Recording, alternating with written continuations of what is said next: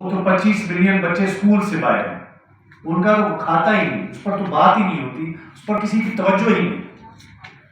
جو تھوڑا سا بالغ ہونے کی طرف جاتا ہے وہ عمران خان اس کو موبلائز کرتا ہے یا مریم نواز اس کو موبلائز کرتی ہیں، ان کو بھی دھوکہ ہی دیا جاتا ہے۔ صحیح، ان کو کہا جاتا ہے کہ بھی آپ دوسرے اپنے کچھ دشمن کو نفرت کی نگاہ سے دیکھو اور اس کو مارو اور اسی میں سے سارا مسئلہ حل ہو جائے، جو کہ ایک ڈیزاسٹر ہے۔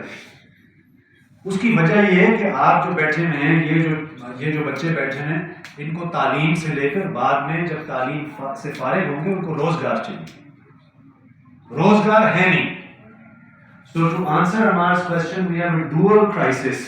Crises تو ملٹیپل ہیں، لیکن جس طرف میں توجہ دلانا چاہ رہا ہوں وہ ایک ڈیموگرافک یعنی کہ ایک یوتھ پلج ہے، اور ساتھ میں آپ کی معیشت جو ہے وہ کہیں بھی اس کی توجہ اس بات پر نہیں ہے۔ آپ ایک عام فہم اقتصادیات کا بھی ایک اصول ہے کہ آپ انویسٹمنٹ کریں گے، کوئی پروڈکشن کریں گے تو کوئی روزگار پیدا ہوگا۔ یہاں پہ روزگار پیدا کرنے میں تو کسی کی توجہ نہیں ہے۔ پہلے ایک زمانے میں ایک تصور ہوتا تھا کہ صنعت کار ہے، وہ اپنے منافع کی خاطر صنعت لگاتا ہے، مزدور رکھتا ہے اس کو اور ان کا استحصال کر کے اپنا منافع کرنا۔